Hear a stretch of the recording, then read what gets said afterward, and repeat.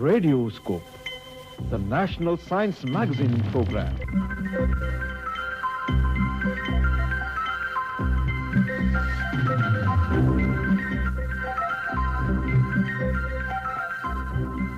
This is All India Radio. We now present to you Radioscope, the National Science Magazine.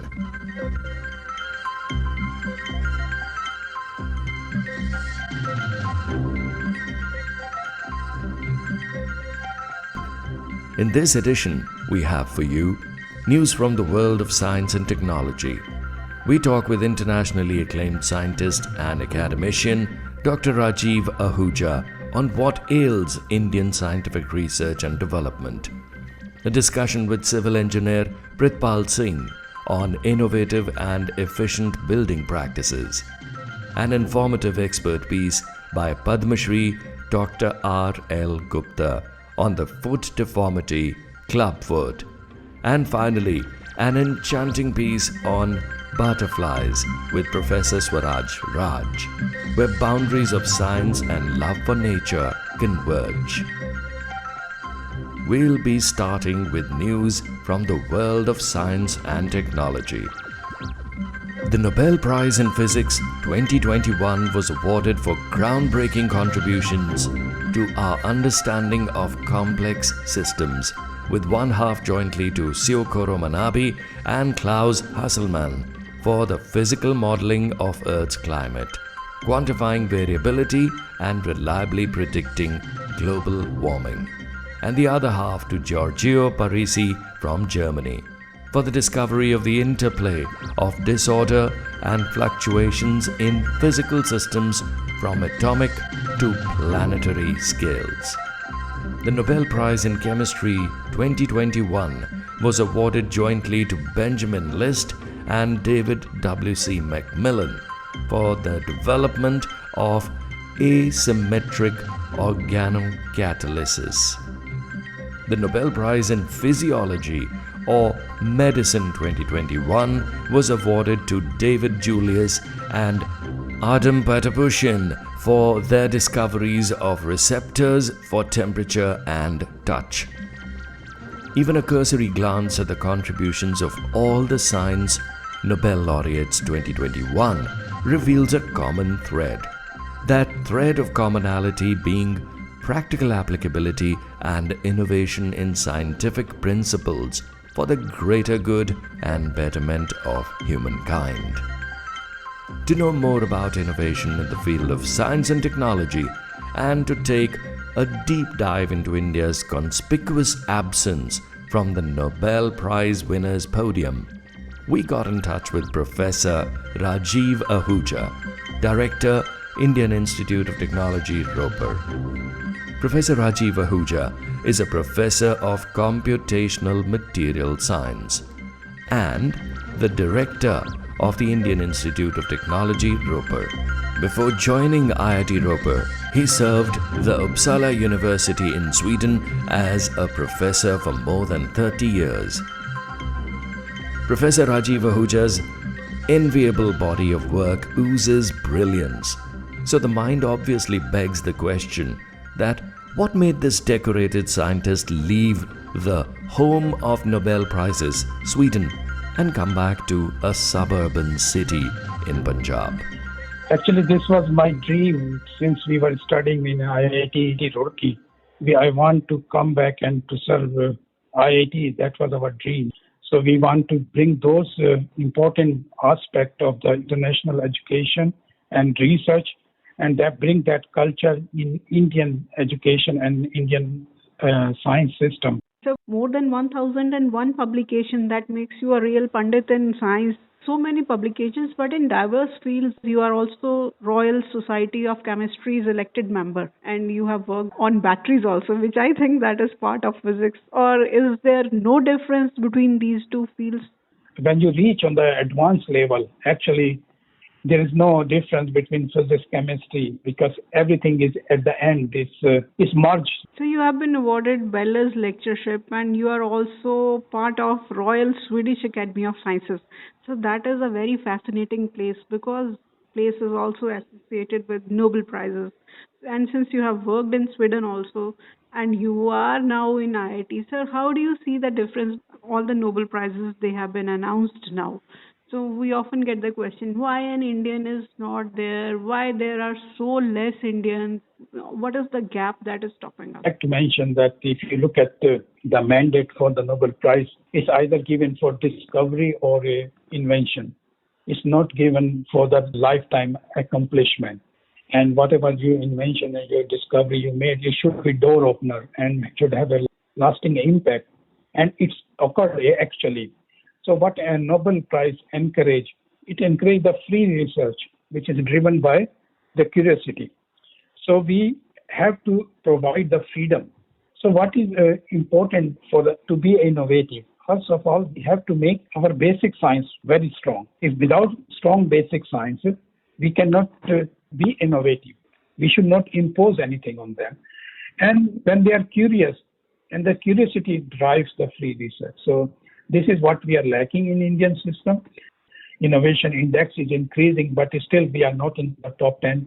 So we have to be more innovative. That's the main thing we have to put emphasis now. Most of the country who is getting Nobel Prizes nowadays, they have a very good base on the basic sciences.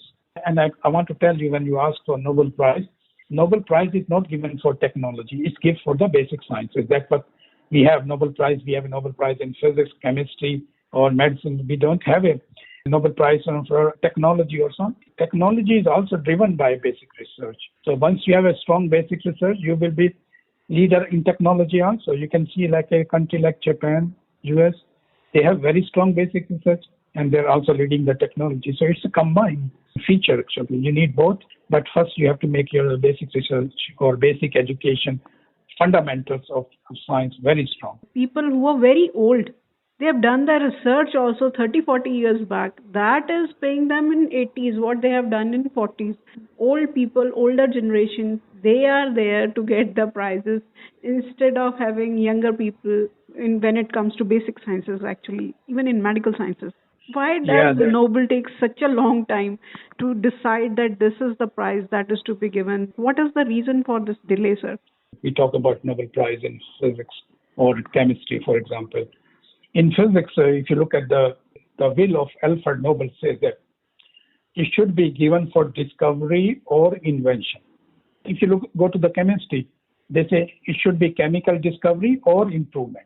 In chemical sciences or chemistry, you can get a Nobel Prize for even improvement also. Suppose something already exists, you can improve it, you can get Nobel Prize.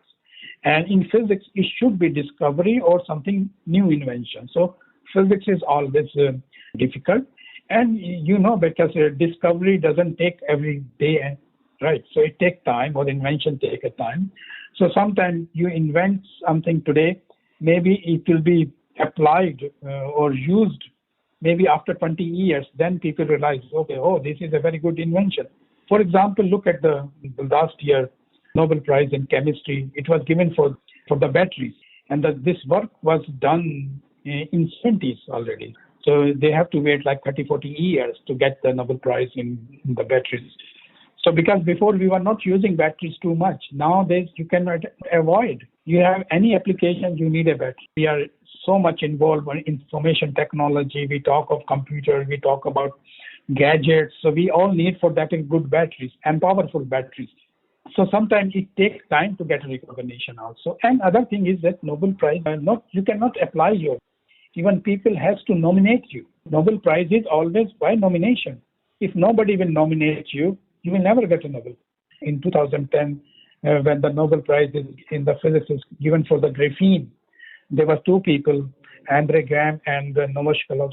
Novoselov was only 40 that time, when 2010. So it can happen that young people will get also Nobel Prize more and more often. So in the future, we will see that many people from younger generation will get Nobel Prize.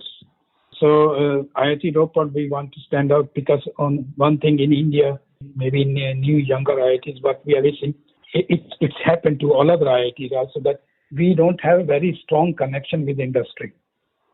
So academic institution and industry are mainly working separately. So there is no bridge. So this is what we are lacking. And this, when I was in Sweden, this link was very strong. So industry will always come to you, or you have a very good connection with industry. We don't think about a lot of about IPR issues or technology transfer issue. We are more involved in the research. So we want universities and the industry, they should work like a team. We should be complementary to each other. We should put more focus on rural tech.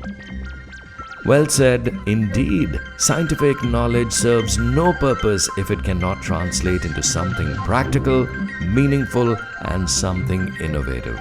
Which brings us to our next segment. Your house is not just a structure of mere bricks and mortar. The house you built carries a certain aspirational value. It is the resultant outcome of years of hard work, planning, sleepless nights, and not to forget, your hard-earned money. Building your own house is not just the realization of a lifelong dream, but it is a reflection of your own personality. So, how would you feel if that dream of yours gets covered in dampness?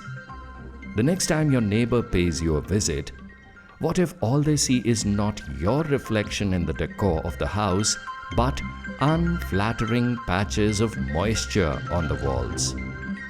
Disappointed, right? Even after using all the distemper coatings and oil-based paints, the stubborn moisture and dampness on the walls just won't go away. If the experts are to be believed, the problem lies somewhere else. We sat down with one such expert, Engineer Prithpal Singh, Additional Director of Punjab State Council of Science and Technology, to talk about the menace of dampness and discolorification of walls. Engineer Singh is a civil engineer who specializes in environmental engineering. His research in the field of environment-friendly, efficient housing is indeed an eye-opener. The development of patches on the walls relates to 2-3 issues. If it is on the ground floor, it could be due to the failure of damp-proofing course which is laid above the foundation level. Second could be the inferior quality of bricks which has high water absorption. And third could be kind of cracks in the building which is constantly taking water from the rain waters. That is the seepage of water in the buildings. Normally it is blamed that bricks are of poor quality and it is leading to the patches on the inside on the paints and affecting our interiors also. But it is not true story.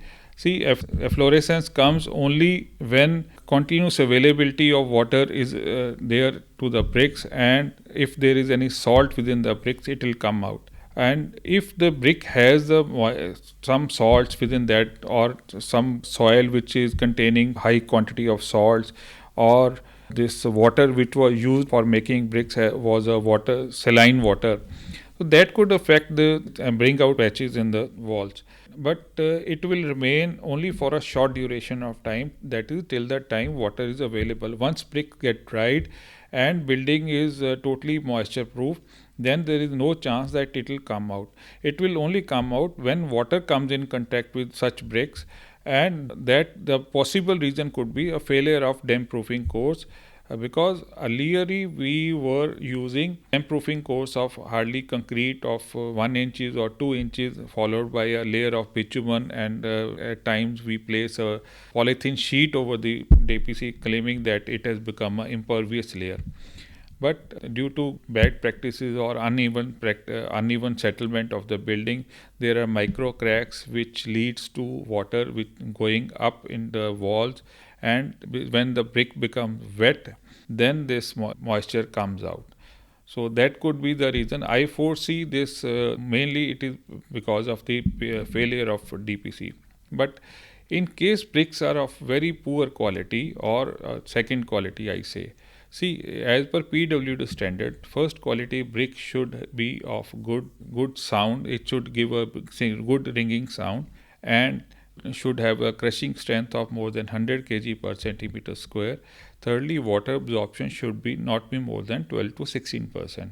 So once we are making a building, we should check that bricks are of a good quality as per the standard. And if it is not the case, then there could be chances that inferior quality bricks could lead to such patches, along with TPC failure in the building. The concept of efflorescence, which means the migration of salt on the surface of a porous material, leads us to a common sentiment of blaming the quality of bricks for efflorescence. But that only tells half of the story. Punjab State Council of Science and Technology, Chandigarh, has made a startling breakthrough in controlling the moisture content of the bricks and have developed perforated bricks.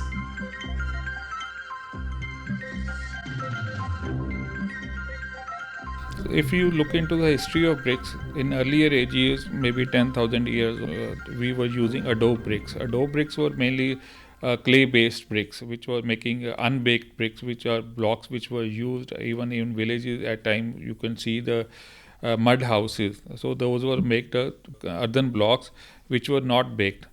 So those are prevalent, but nowadays these bricks are also a kind of block which is baked in controlled temperature.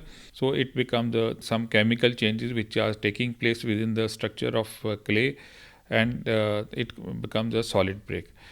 It is purely a traditional hand molding process and manual based process. Over the period of time, worldwide, there is a shortage of raw materials like clay and fuel, that is a coal, which is majorly being used in such kilns, especially in India. Now that worldwide there is a trend that we should go in for resource efficient walling material. There are two reasons for that. After this Bhuj earthquake, there was a review of seismic zones which have been classified, and we are into high seismic zone. As per the structure, all the buildings should be supported on the frame structure. That means we have a concrete columns and the slab is supported on the columns.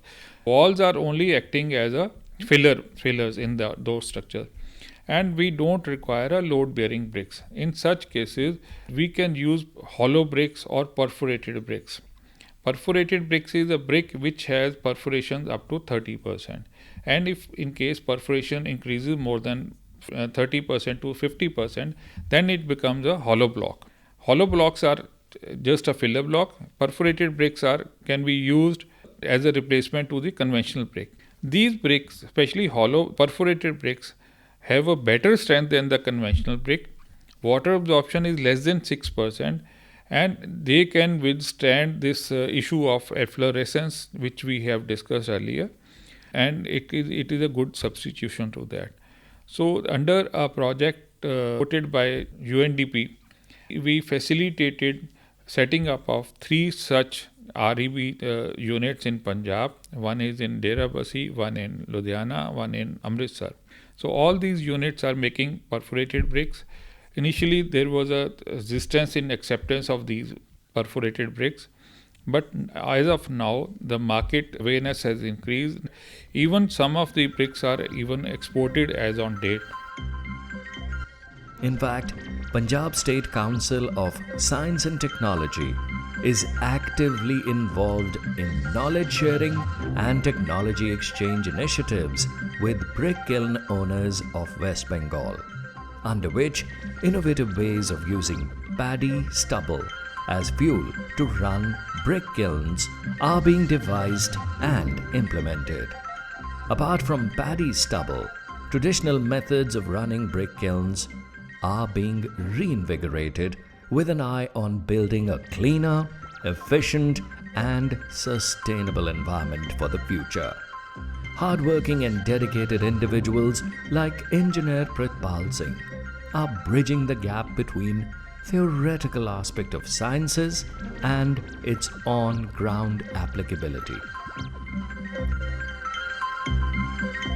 Moving on to a doctor par excellence who has been recognized and applauded in the whole country for his extraordinary contributions and achievements. Here's Padam Shri awardee Dr. R.L. Gupta talking about foot deformity, clubfoot. Post-independence, India has been combating diseases caused by poverty, poor sanitation and malnutrition. Our heroes in this battle are the doctors and the researchers who dedicate themselves to finding solutions to life-threatening diseases. Polio is one such disabling disease that India has overcome. Today we have with us Padma Shri Dr. R.L. Mittal, Professor Emeritus, Rajendra Government Medical College and Hospital, Patiala, known for his contribution in finding a cure for a clubfoot disease. What is clubfoot? Any guesses? Clubfoot is a deformity of the foot where the foot becomes turned inwards and upwards. The great toe starts pointing towards the medial side of the ankle joint, and the patient, instead of walking on the sole of the foot, the patient walks on the dorsal side of the foot on the lateral border. So that is the deformity, and unfortunately this is a disease of poor countries, poor or middle income countries like India and most of the Asian countries and South American countries. For mild and moderate deformities, the treatment was already there and they get corrected. Unfortunately, more rigid and more severe deformities extremely common. The reason for this is malnutrition. Our Prime Minister says kuposhan. Kuposhan is the reason, you see, for all congenital deformities in fact. Patiala provided a conducive environment to Padma Shri Dr. R.L. Mittal for his research. How? Now there is an interesting story, incredible story behind it. So the research material on clubfoot was here in the Government Medical College Anatomy Museum only. 50 dead fetus with clubfoot deformity was stored in the museum jars and nowhere else in India. I dissected those 15 feet and studied the anatomy inside. Came to know of the intricacies and developed these techniques. Now this technique is a concept. It is not just a surgical technique. It is a surgical concept.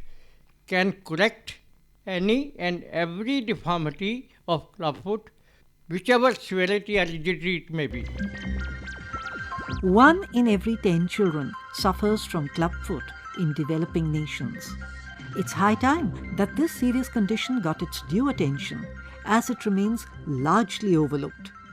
So many people failed in curing clubfoot, but advancement in plastic surgery came in handy.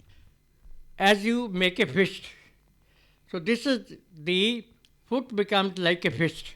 Whole, you see the fingers and the toes of the foot, they become turned towards the ankle joint and it becomes like a fist. So I have to just lengthen it. So there are 4 stages to lengthen. So this is 4 in 1 surgical concept.